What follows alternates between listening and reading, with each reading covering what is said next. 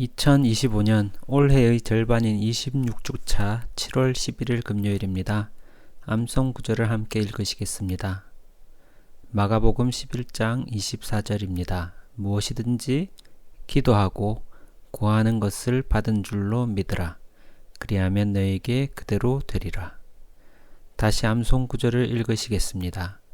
무엇이든지 기도하고 구하는 것을 받은 줄로 믿으라. 그리하면 너희에게 그대로 되리라.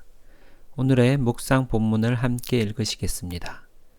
그리고 날이 저물매 그들이 성 밖으로 나가더라.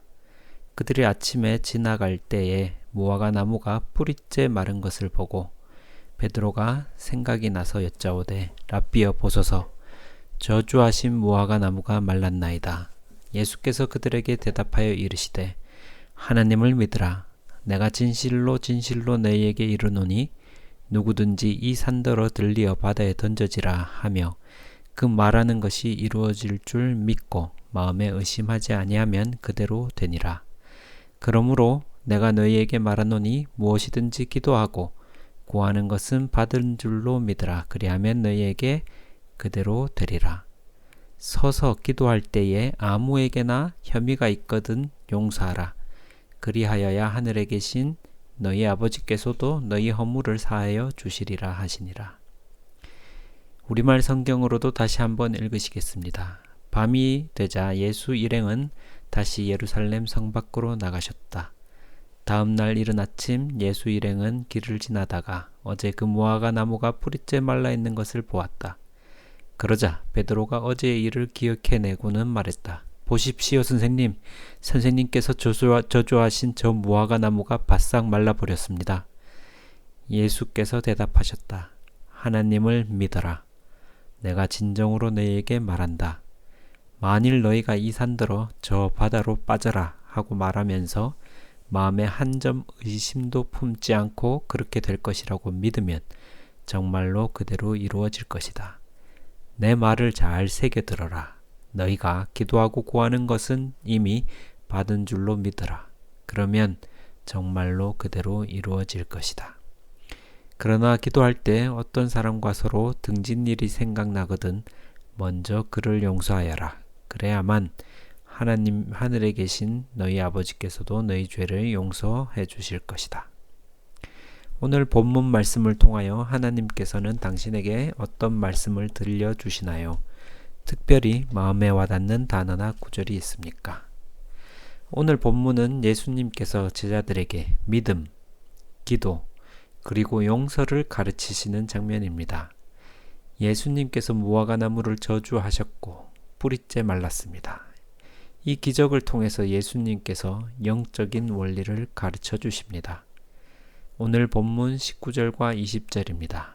밤이 되자 예수의 일행은 다시 예루살렘 성 밖으로 나가셨다. 다음 날 이른 아침 예수의 일행은 길을 지나다가 어제 그 무화과 나무가 뿌리째 말라 있는 것을 보았다. 예수님과 제자들은 예루살렘 성전의 사역을 마치고 성 밖으로 나갔습니다.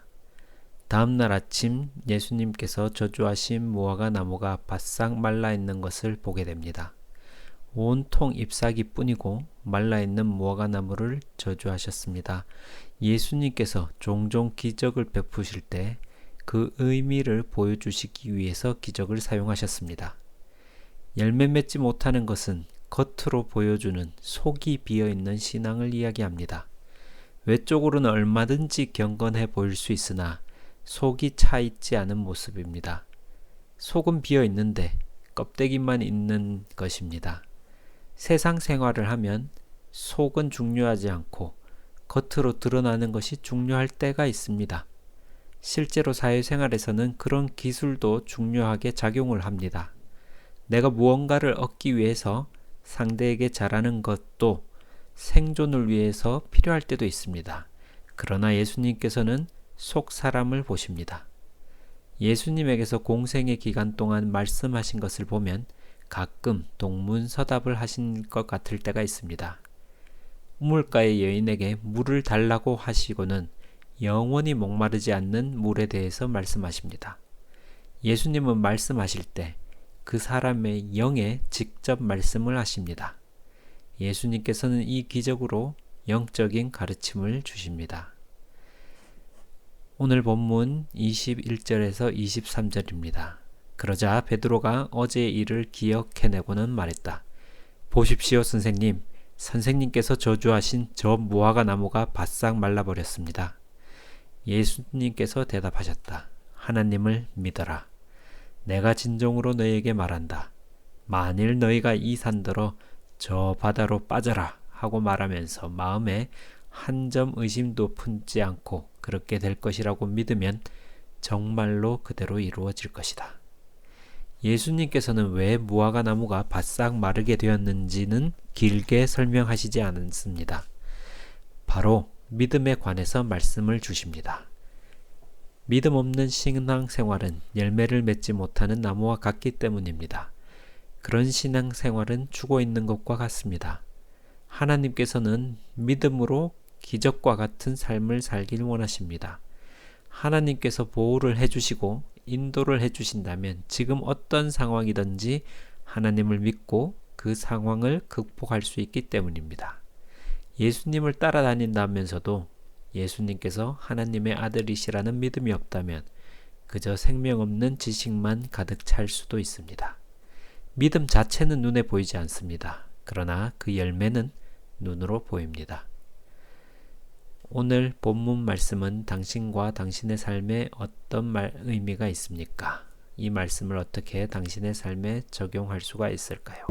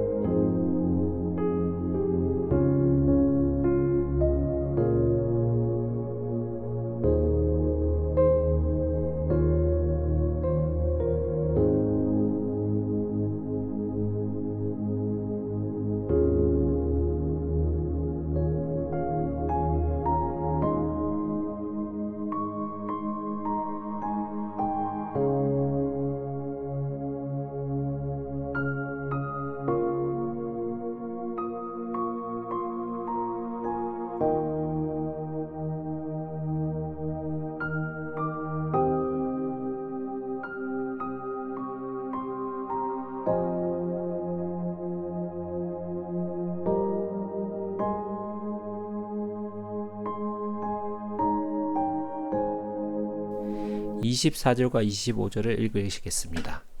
내 말을 잘 새겨 들어라. 너희가 기도하고 구하는 것은 이미 받은 줄로 믿어라. 그러면 정말로 그대로 이루어질 것이다. 그러나 기도할 때 어떤 사람과 서로 등진 일이 생각나거든 먼저 그를 용서하여라. 그래야만 하늘에 계신 너희 아버지께서도 너희 죄를 용서해 주실 것이다.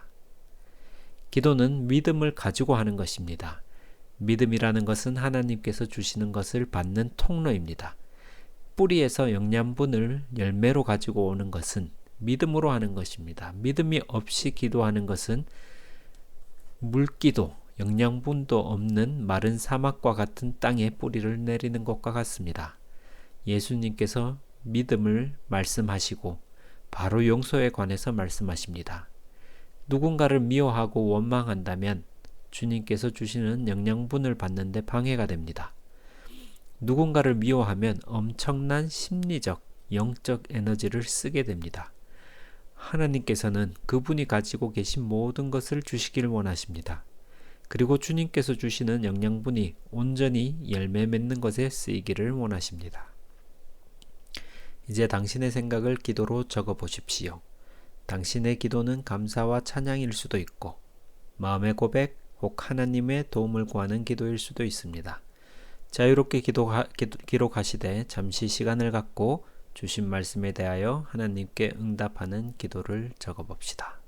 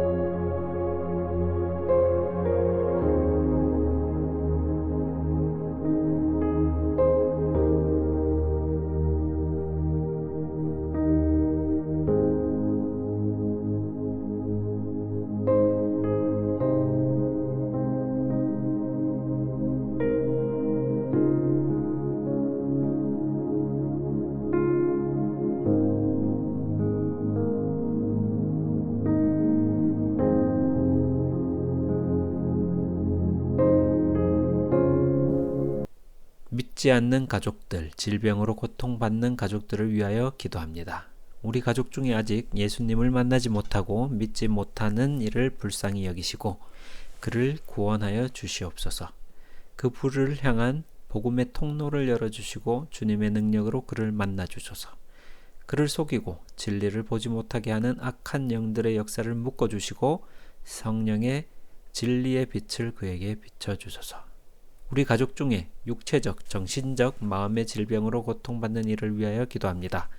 그를 불쌍히 여기시고 주님의 치료의 능력으로 고쳐주시옵소서. 사람이 할 수 없는 치료의 능력을 허락하시고 특히 마음과 영혼 가운데 역사하는 악한 영들이 예수님의 이름으로 이름 앞에 떠나가게 하소서.